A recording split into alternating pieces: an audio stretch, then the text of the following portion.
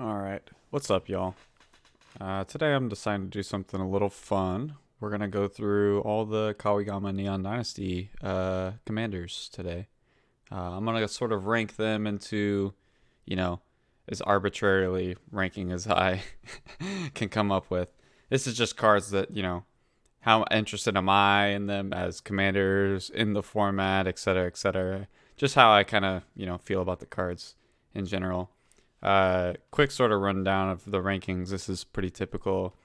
S is top tier, meaning I'm definitely going to be playing this card. I expect to see this card a lot.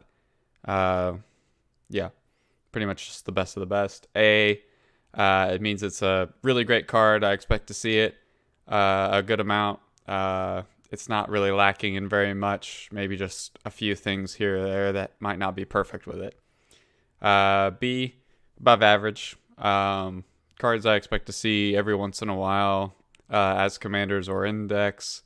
Cards that either have a lot of potential and can't quite reach it because of other cards that exist, or, other things along those lines.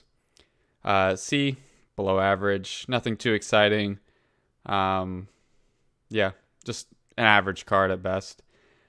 D, we're getting into sort of close to unplayable territory, or cards that are just, not really designed for the format. That's where we come to F. F is, I'm pretty much reserving this just to cards that are almost actively bad for the format, or cards that are not going to lead to good play experiences if they are going to get played at all. So my kind of separation between D is cards that might see play but just aren't good.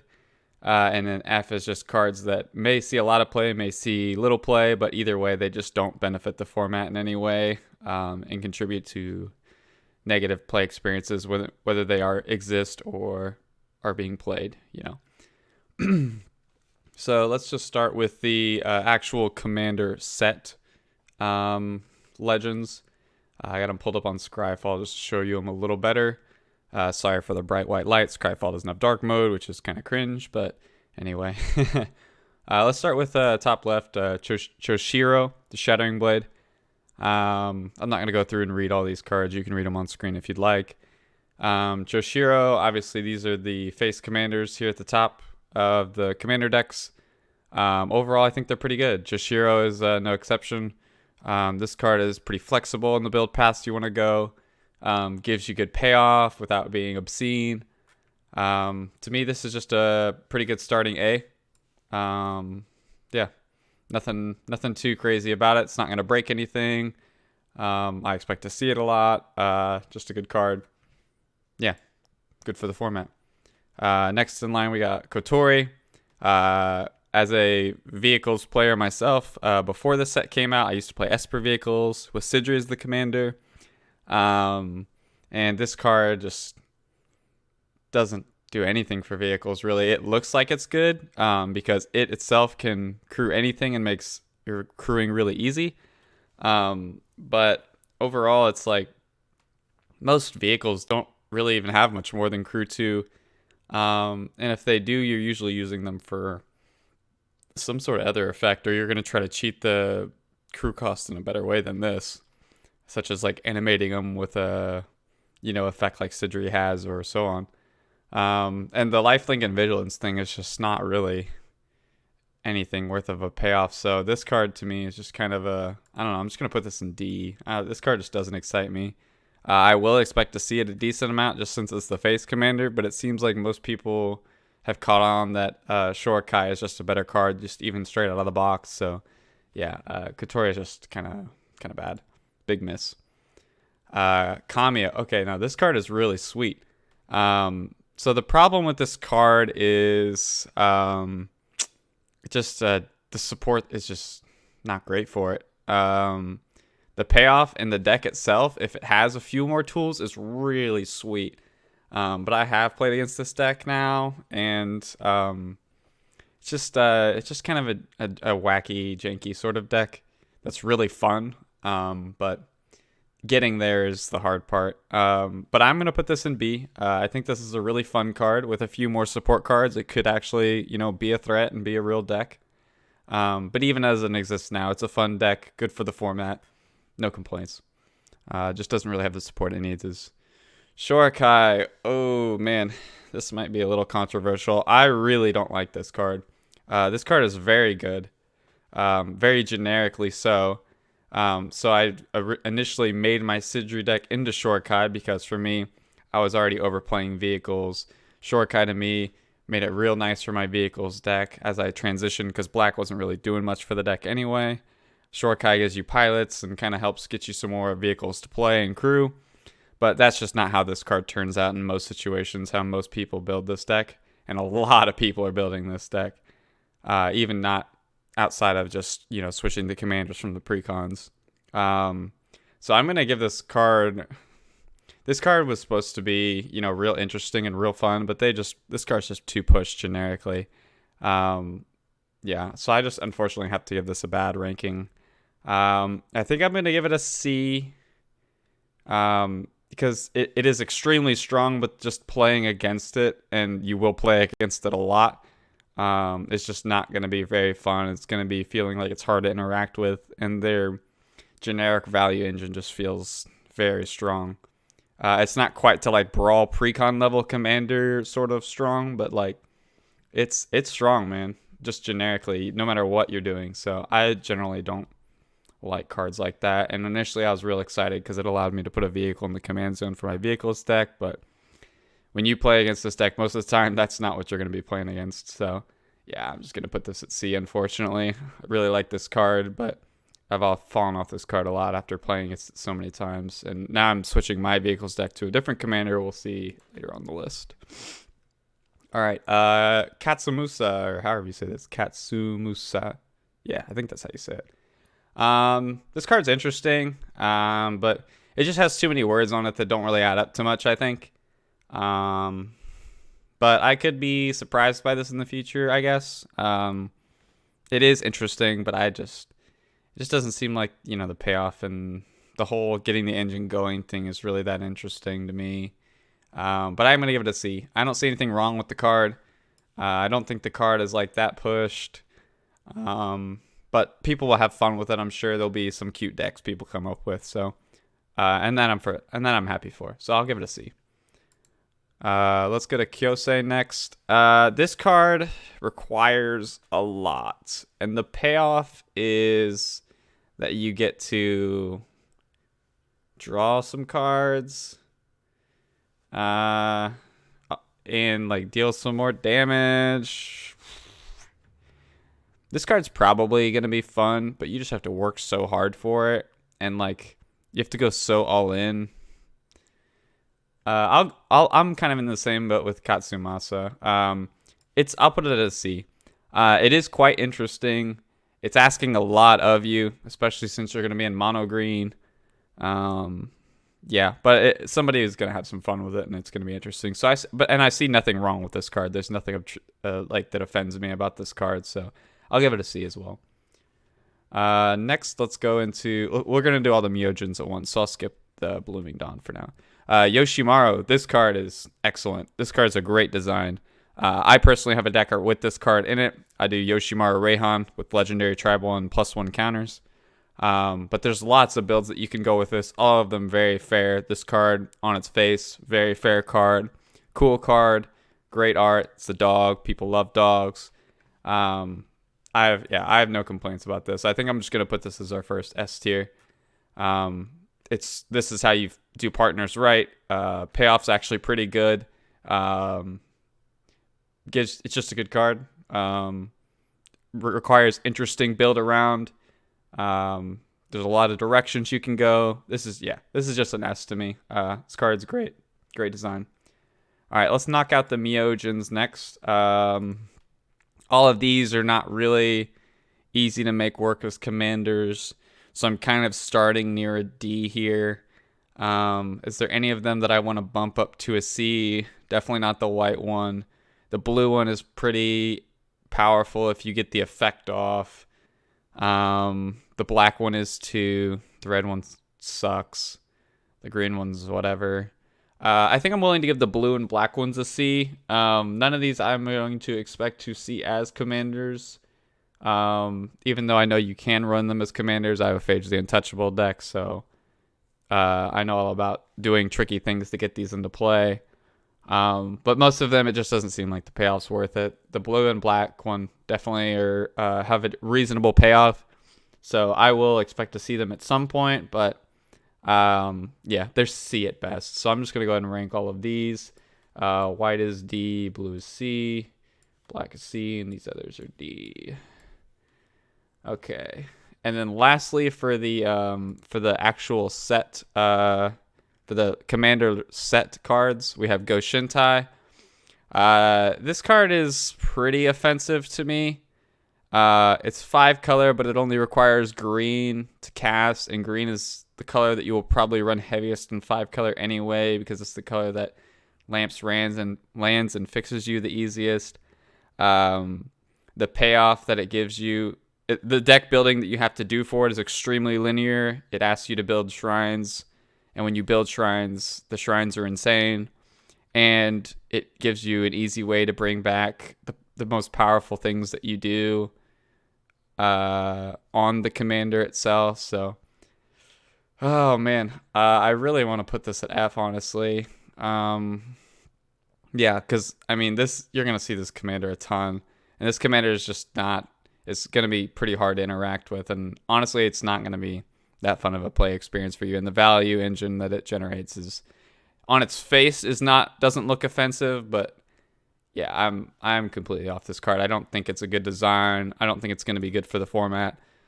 A lot of people are gonna think it's cute and like put a bunch of shrines in their deck, but I don't think it's gonna lead to fun play experiences because of the other cards you will put in your decks, like all your Enchantress stuff. You'll be able to just churn through your deck like crazy, and yeah, it's gonna be our first F, I think. I'm very, very off this card.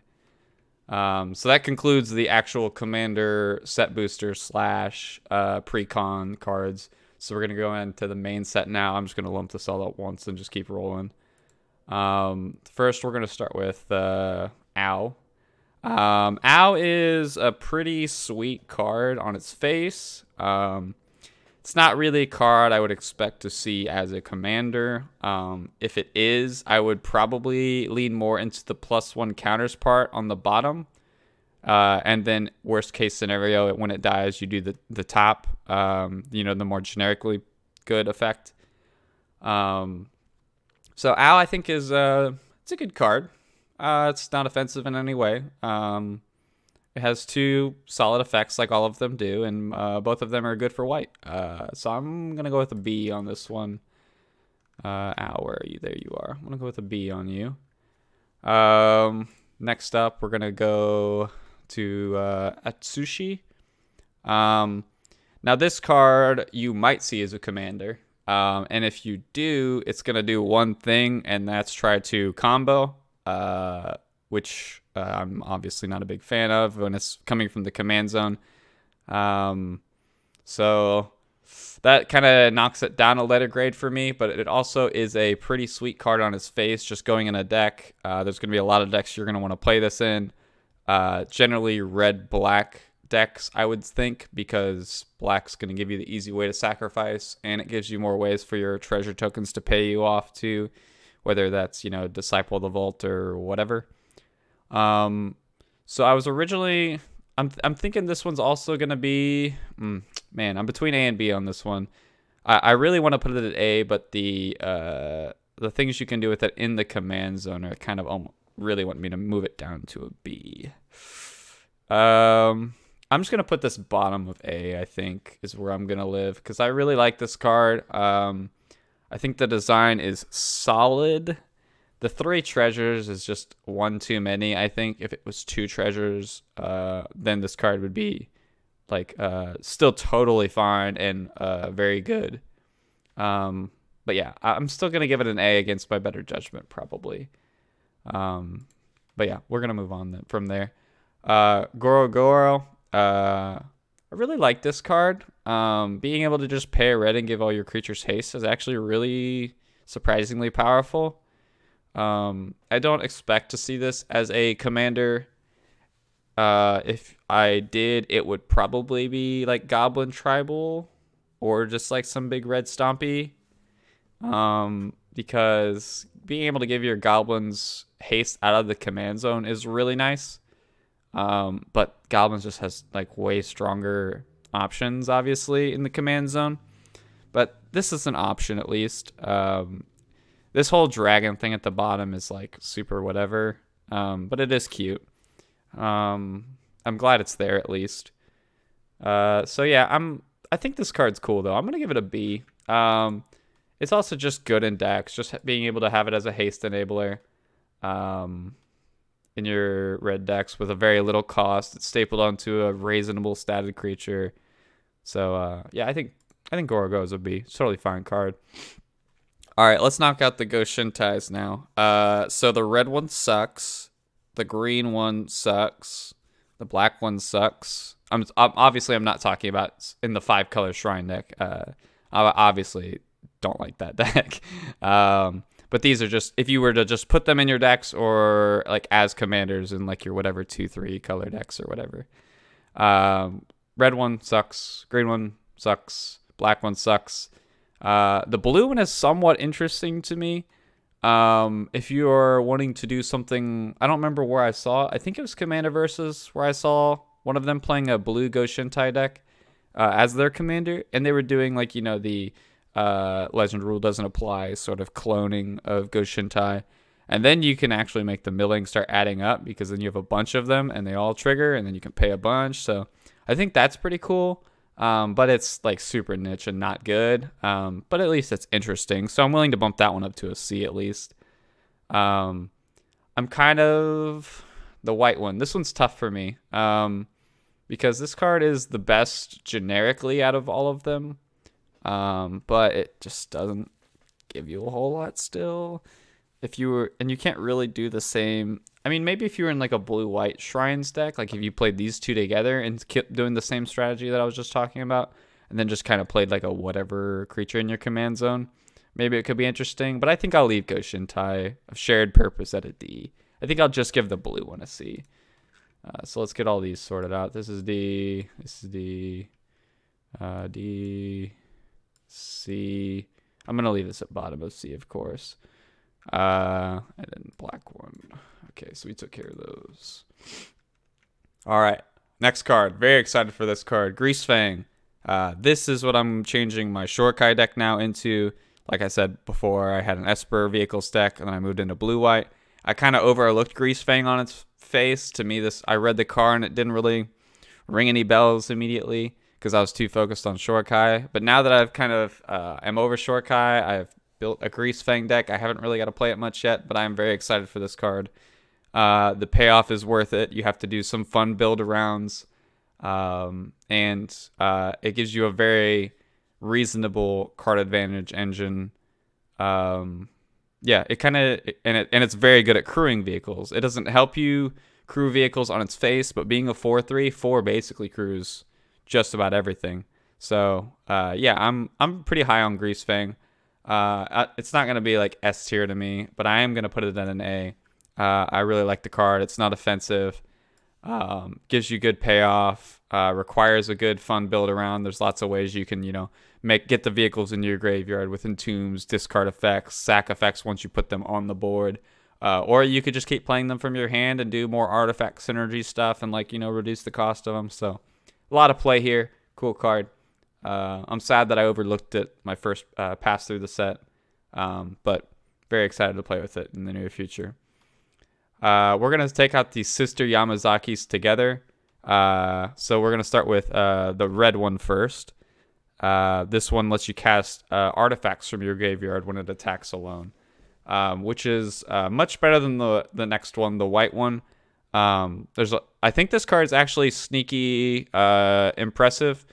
Being able to recast artifacts is really nice. You can keep bringing back, draw engines like Ichor Wellsprings and Hedron Archives or whatever you want to use, Mishra's Baubles. Or you can get, other sort of combo cards and things like that. And it's like, it's just going to do it once per turn unless you're doing like extra combats and stuff like that. But even if you are, you're not killing people because this has to attack alone to get the artifacts back. So there's some fun things you can do with this. It has a lot of play, and it's very fair, but I think sneaky good. So I'm gonna give this one. I think I'm gonna give it top of C. I'm not quite on B because like this card is like I don't know. Maybe I'm on bottom of B. That's where I'm at though. I'm between B and C for sure. This card is cool and good. Not offensive, but also not like too crazy. I think I'm gonna settle bottom of B. I like it being kind of next to Goro here. I feel like these two cards are kind of in a similar ballpark. The only bummer about about the sisters in general is they ain't going in no decks. They're gonna be either the commanders or that's it. So that's one downside between it and Goro and cards similar to that. So I'll leave it at B though. So next we're gonna check on the white sister. Where is she? Here we go. Norika. This one lets you cast enchantments from your graveyard, which is significantly worse because it's a much, much smaller card pool than artifacts. As well as you're in mono white, which while it is one of the best enchantment colors, it unfortunately, white is not good at developing consistent card advantage with this effect. It is really nice that you can bring back like Aura of Silences and Seal of Cleansings and stuff, so it gives you like consistent sort of, interaction. But as far as card advantage and draw and actually, being able to get more things going, it doesn't offer you a whole lot. But I do think this card does have a potential. I have a friend that's brewing it, and I kind of was helping him a little bit and looking through his deck, and I think there is some potential here. So I am going to leave this in C. This isn't quite D for me, even though on its face it might look like it. I think this card is pretty interesting still. All right, let's go back to the order now. I just want to knock those two out together. So let's go to Hidetsugu next. This card is totally fine. Does some cool things. Mana cost and all the stats on it and everything are very reasonable. There's nothing insane you can do with it, but it does give you a reasonable payoff. And yeah, I don't see anything wrong with this card. People like this card and stuff too. So I'm willing to give it a B, I think. Totally fine with that. Next, we're going to go with Hinata Dawncrowned. This card is pretty offensive. It's kind of like a Grand Arbiter, but it gives you an extra color, and it makes it so you have to play very specific cards rather than just generically discounting all your cards. But it's actually a real creature, being a 4/4 flying trampler as well. But this card is just really, really obnoxious. It does everything from make your counter spells cheaper to letting you cast Comet Storms for whatever you want and fireball everything. To just bounce, with Reality Spasms or whatever. And yeah, I really don't like this card. I think the design of this card initially looks cute, but in gameplay, you just can't let anybody ever untap with this card, or you're just never going to be able to do anything probably. So I'm on D for this card. It had potential, and it looks, or not DF, I'm sorry. I think this card has potential, and it looks cool on its face, but nobody's going to be doing anything that's fun or good for everybody's play experience when this card is existing on the table. So Ishin Two Heavens is next. This card's sweet. It gives you, the only thing that's pretty annoying about this is they literally just did this effect on another card, just in different colors. But this card is worded slightly different, which is more beneficial to you, and it is in 3 colors, probably the best 3 colors it could be in Mardu. But this card is not broken, not offensive, has lots of, sort of build me around sort of effects. The only thing that kind of is down on me for this effect is, like I said, they literally just printed this card just in different colors, which is kind of boring to me. But that's just me personally, and I'm going to try to, not rag on that too much because I still think it's a great design, and I love Mardu cards. So I'm willing to give this card an A. I'm going to put it under Shiro, I think, but above Atsushi. All right. Next, we're going to go to Jin Gataxius. This is just a Praetor, right? This card's just miserable to play against, but good for you. This is man, if this just didn't counter instance, like if you could actually like interact with this card without having to spend 2 spells to kill it, then this card would be, you know, not super miserable. But it falls more into the, you know, more annoying Praetors, like the first foreign Klex, like the original Jin, like Elish Norn, that sort of stuff, rather than the newer Vorn Klex, which is, you know, much more fair, still annoying, but like, you know, it's only going to affect your opponents in very specific strategies and stuff. So, am I on F or C for this card? I think I'm on the F category. I don't think it's quite as offensive as the other 2 cards, because I don't expect to see this as a commander a lot. But like, even when somebody just plays it out of their deck, it's not going to be a very fun play experience. And if it is in the command zone, same thing, especially because then they're just going to play extra turns and just win. You can just never let somebody untap with this card.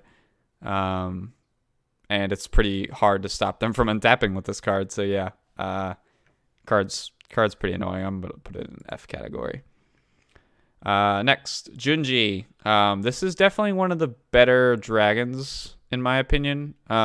This one I could see somebody playing in their command zone. And this card just seems very fair to me. I was kind of trying to think of some of the loops you could do with it. And generally they will be hurting you. So since this effect also hurts you, similar to like Phyrexian Delver and a lot of those other cards that bring other creatures back and stuff like that. This card is probably harder to go infinite with than it looks. And that's good. And this card's still just cool. It's a really good creature on its face. If you need to reanimate something, you can. If you don't, you can mess your opponents up a little bit. So, yeah, I'm totally fine with this card. I'm going to put it at a B. Nothing is offensive about this card. There's probably some ways that you can go infinite with it, but it seems like you have to work pretty hard for it. So, yeah, I like the card. I think it's cool. I think it's just a good card. You can just put in a black reanimator deck, too, or whatever. So, cool card. Next is the Blue Dragon. This one, man, the first ability on this card is like reasonable and fair, but the second ability on this card is just, whew, that's a very powerful ability. But you are paying 6 for it. Oh, where am I at? I'm kind of between B and C on this card. It is very good. So that would bring it up to an A, but this card would be very annoying to play against probably, which brings it down to like a B/C for me. So, and if people put it in their command zone, they're probably up to no good. They're probably going to have some sort of infinite annoying shit with it. So, I'm thinking like, I'm gonna put it at bottom of B. I think generally if you see this card, it's not a lot to worry about. But there will definitely be some scenarios where this card is just really obnoxious. But I think generally it'll be fine. So I'm gonna put it at B, I think. Kodama of the West Tree. I love this card. This card is obviously a little on the push side, but not obscenely so, I think. This card would be a fun commander to build around, but it's also just insane in decks. So I'm between A and B with this one. I think I'm just going to put it at A. I don't think this card's offensive enough to bump it down a grade. And this card is just very, very powerful, man. Holy cow. It takes very little effort to ramp with it. And then it also gives your creatures evasion in the form of trample. So, yeah, this card is very, very good, and you will see it quite a bit. All right, next, Kotose. Man, this card's cool, but it just doesn't do anything in our format. The only thing you can really do with it is if you can somehow spy kit your opponent's creature. And then, yeah, even then it's like, yeah, this card's just, there's just very little you actually can do with it in the format. And the stuff that you can do with it, it's just not even really worth doing, in my opinion. So, I'm just going to put it in D, with all this other stuff. I'll put it at the bottom of D since technically this stuff does do more than it, but All right. Next, Kira. This one is very good too. Obviously, the top ability is much better than the bottom ability, but the fallback of just getting a giant idiot when your dragon dies is pretty sweet. This card I could see being in the command zone. Wouldn't be like the best commander you could do for mono green land stack, but that's totally fine. I think that's an interesting thing you can do at least. And then if you're playing mono green, you actually have to work to kill this yourself probably, which there aren't a ton of options in mono green for. So this card's not really very offensive to me. It does do quite a bit since you can get 3 of any lands. But I think that's fine. I think you got to work fairly hard for this to do the thing. And then when you do, it doesn't put them into play or anything. So, and then your opponents know what you're up to, so they can start looking for things to deal with it. So, yeah, I think Kira's sweet. I'm gonna put it in B for sure. I'm gonna put it below Junjie, but above Ow probably. Kyodai. What does this card do? I mean, it just doesn't do a whole lot. It's another one of these stupid designs though, where it's a 5-color card with 1 mana symbol in the mana cost, which is automatically makes me like pretty off this card. But this card's not offensive. It's just not good either. It just doesn't really do a whole lot. I'm just gonna put it in D and forget about it. This card's very forgettable. I'm gonna put it above these other cards at least. This card is kind of playable, but just bad. Light Pause. Wow, I hate this card. White does not need this sort of help. And the problem with this card is it points you in a very narrow direction, and the payoff for going in that very narrow direction is absurd compared to the previous, sister Yamazaki over here. Because this, I mean, it effectively draws you a card and plays it for free, and it really doesn't give your opponents a window to interact with it if they don't, if they're like newer, don't really know what this deck does. Because probably after the first aura you cast, you're basically always gonna get like, something to protect her, most certainly like a flickering ward or something. And then it may not be obvious for people that aren't like very rules inclined. But the way that this effect works, once you let the cast trigger resolve to go get your enchantment out of your deck, there's no window to, interact with the enchantment going on to Light Pause, because it just puts it into play attached to Light Pause as part of resolution of the effect. So it doesn't really use the stack outside of, the cast trigger of Light Pause saying, hey, I'm going to go search for this thing. And the CMC of this card is just way too low. Putting this out on turn 2 and then, having people being able to reasonably expect people to interact with this card at that point is just not reasonable in my opinion.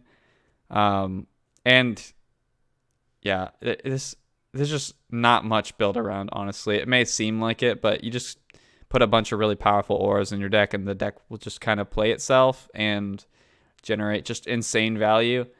And honestly, this card can close games fairly quickly, because once you play your first aura, attach it to Light Pause that's protecting it now the next aura that you cast, you can really start going in with like ethereal armors, and like I said, the first thing that you're probably almost always going to get is Flickering Ward, so that also allows you to keep re-triggering your Light Pause as well. So this card is completely obscene. This card reminds me of like, Brawl Commander decks levels of just obscene. So this is just certainly an F for me, bottom of F. This card offends me more than anything else on the F thing. It probably offends me the most out of every card in this set, to be honest. This card's just stupid. All right, let's move on to Naomi, Pillar of Order. This card is pretty cool in draft, but everywhere in Commander, it's just not good. I mean, you could technically play with this in your decks, but it's just it's like a mini Grave Titan that requires 2 pretty sizable hoops to jump through. The artifact hoop's not much because you're going to be running mana rocks and stuff generically anyway, but the enchantment hoop is not nothing for sure. And then all your payoff is you just start getting some samurai. So yeah, unfortunately this card's cool, but it just just way too weak and not really designed for our format. So this is just a D. Yeah, I like the card, but just doesn't do enough in our format. Next card, Nashi. This card is not really going to be a commander unless you're just like, playing it for whatever reason. Like the professor released a video on it where it's like, this is my commander, but it's not actually like, really doing a whole lot. So I don't know. I thought that was weird. But yeah, it's actively better for this card just to be in your deck because from the command zone, you can't ninjutsu it because it's not commander ninjutsu like Yuriko is.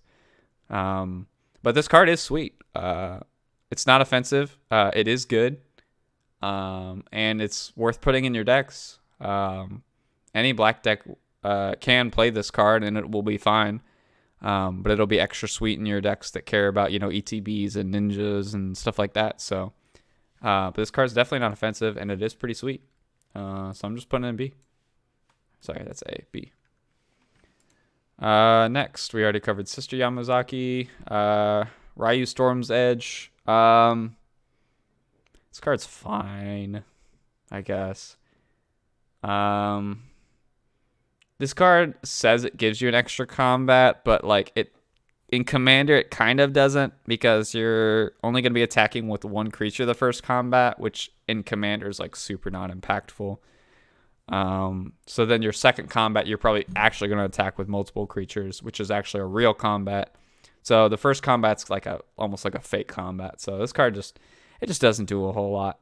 But it's not offensive and maybe somebody will build around it. So I'm willing to give it a C. It's not like as garbage as like Kyodai and some of this other stuff is. So, and you might see it in like a game here or there. So I'm willing to put it next to Ghost Shintai of Lost Dreams. I think that's a reasonable comparison. Rasonia, Asari Commander. This card just doesn't do much of anything. Yeah, I mean, you can't really do much with this card. It's just, I don't know. It has haste, so like you want to attack with it, but at the same time, then it's like once it gets indestructible, you kind of want to block with it because if you don't block with it, it loses indestructible, and this card just sucks. It just doesn't really do anything. I'm gonna put it here next to Kyodai and stuff. I guess Kotori is technically better. I'll expect to see it some. Satoru Yumazawa. This card is cool. You can just play a ninja deck with it if you wanted to, and the payoff is reasonable. Doing kind of like a mini ponder / strategic planning once a turn. And then it also has the upside of being able to sneak in a Blightsteel Colossus for like any Timmies out there that want to like do that sort of thing. So, but I don't even think that that's like insanely powerful or broken or anything. So this card doesn't offend me. It doesn't really interest me a whole lot either. But I'm willing to put it at like bottom of B. Because reasonably you could also just put this in a ninja deck. If you wanted to, if you were like, doing like a not very powerful Yuriko deck or something like that, then Satoru seems fine and as in a card in a deck too. So, or if you're just running some deck with like a bunch of like blue-black big idiots, and for some reason you don't want that as your commander, I don't know. But this card seems fine. Nothing wrong with it. People are gonna like it. You're gonna see it in play. So, yeah, I think a B is fine for it. All right, we're coming up to the stretch here. Satsuki. I have a Satsuki deck that I just threw together out of my extra Enchantress cards. There's just not enough Saga support in Selesnya. There's like 20-something cards that you can play, and most of them aren't even that good. And the ones that are, you got like 5 of them, 6 of them that are actually like decent. But this card's just not very good. It's interesting. Down the line, if we keep getting more Selesnya Sagas, then this card could kind of be a little bit better. But this card really wanted black. There's just a few really good black Sagas that you would like to play. As it stands, it's not that good of a card. But it's a very reasonable card. There's nothing offensive about it. It's fun. You probably won't see it played a whole lot, though. So I think I'm willing to give this a C. I kind of wanted to put it bottom of B, but I think it belongs in C because you're just not going to see this card very much, and when you do, it's not really going to even be that powerful. So yeah, C. Next, Shigeki. I think this card's actually pretty sweet. It's slow, it's fair. It puts itself back in your hand to do kind of sort of a Wildest Dreams effect with the bottom. Yeah, I think this card is just a cool card. I wouldn't expect to see it as a commander unless somebody's doing some sort of budget fun brew or something. But even just in a deck, this card seems totally fine. Seems fun, reasonable effect. It can ramp you slowly, or it can, like I said, do that sort of Wildest Dreams effect. So I don't think see anything wrong with this card, and I think it's actually probably better than most people think it is. Most people aren't really about this card, but I think it's totally fine. I expect to see it in some decks. I'm going to put it at bottom of B. Tomeshi, Reality Architect. This card is pretty sweet. I think this card is probably a little bit on the stronger side than it probably should be, because it seems like it's probably a little too easy to set up a value engine with this card. But the build around is interesting. There's a lot of directions you can go with it. It is powerful. That when they're only doing like I didn't mention this earlier with Hidetsugu, but when they're only doing the 1 mana symbol in the top and then 1 color here to give it 2 colors, for me that's not a problem, because it's like, if I'm only 2 colors, I'm probably gonna have both these colors anyway. It's pretty unlikely that I wouldn't have hit both my colors by turn 3 and stuff anyway. So I have no problem with them doing this sort of effect, as we're probably going to see when I start talking about Tetsonari Toad Rider too. But yeah, this card is sweet. The build around, you have a lot of directions you can go with here. It is powerful. The value engine is worth building around. Azorius is not the best color combination, so you are kind of limited with your insane value engine that you can probably put together. So I like this card. I think I'm going to put it as an A. I don't think it's offensive enough to move it down the rankings, but card's sweet. I think I'm going to put it I'll put it above Grease Fang, and I'll move Grease Fang down because I don't want to show my bias for Grease Fang too much. But yeah, I think that's reasonable. Okay, last two. Tetsonari Toad Rider. 3 colors with only 1 being in the mana cost at the top. We're getting a little close to that being annoying to me.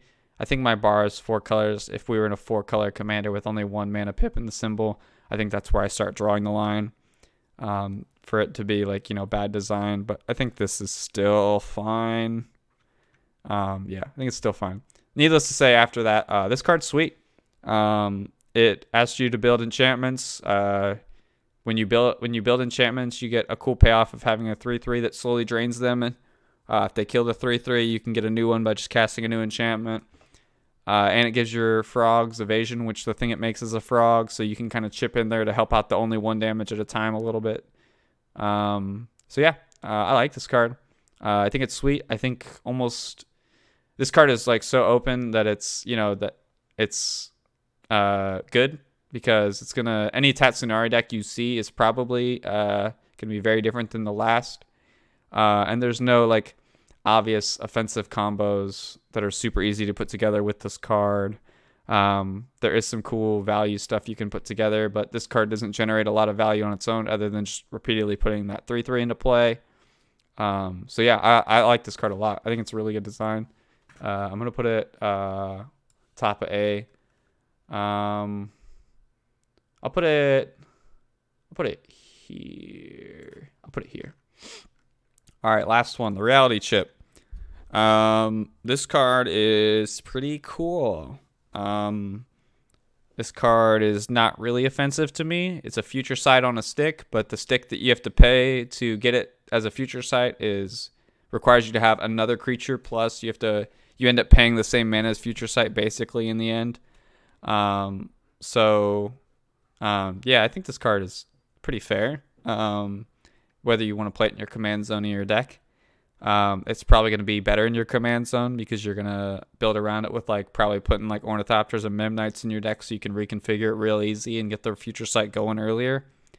But yeah, I think this card is sweet. The build around is probably worth it. it gives you a very real value engine for the people who haven't played Future Sight. Future Sight is very powerful. Just the mana, it's a little mana intensive up front, but it pays itself off very quickly. So yeah, Reality Chip's sweet. I don't think it's like I don't think you're gonna see it a ton, and I don't think it's like crazy powerful. So I'm definitely gonna put it in B. I'm thinking I'm gonna put it like above. I'm gonna put it like right here. That's where I feel good about it. Okay, so that's my list. Just to recap, I ended up with 1 S tier. That's Yoshimaru. Maybe a little bit of my bias showing there, but I think it's hits all the right buttons. Is powerful. Very fair. Has a cool build around. And it's very open, so you can build kind of however you want to with it. Lots of good A's here. Lots of good commanders I like a lot, and just cards and decks. Lots of B's. This is good. This is where I like cards to be in the A and B range. C's. Unfortunately, this is about what I would expect in sort of C category as far as the numbers. D, we had quite a few D's, but I mean, a lot of them are kind of filler for, limited and, to help build out the Shrine deck, and the Meojins are cool callbacks. So this D category is a little more populated than I would expect normally in other sets, but it makes sense for this set. And unfortunately, we had 4 Fs. I think we had a few. I would like, ideally, we have 0 Fs in a set. I think the majority of sets, if you go through them, you probably would have 0 Fs. But this set, they pushed the power level of a few too many cards because they just wanted to sell it, So, yeah, I'm pretty disappointed whenever we have Fs, and these 4 Fs are deservedly so Fs. So yeah, awesome. Hope you enjoyed the tier list. If y'all want to make your own, just let me know and I'll give you the link to it. So thanks a bunch.